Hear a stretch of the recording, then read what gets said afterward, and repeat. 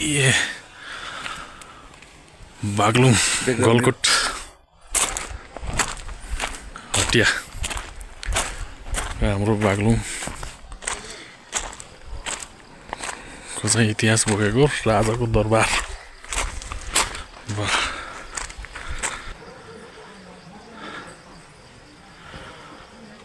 दरबारमा पोखरी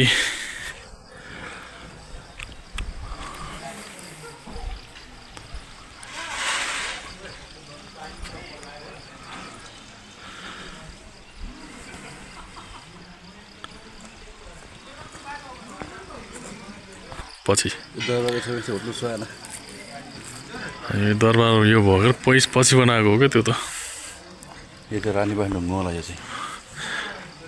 यो होला त्यो त्यहाँ चाहिँ त्यो उसमा चाहिँ राजा मारेको भनेर चाहिँ त्यसरी घेरेर राखेको त्यहाँ यो चाहिँ रानीबास ढुङ्गा उहाँ पनि छ नि तपाईँको भैरम थान छ नि त्यहाँ पनि तपाईँको रानीले नागेको ढुङ्गा रानीले बस्ने उ गर्ने छपनी के छ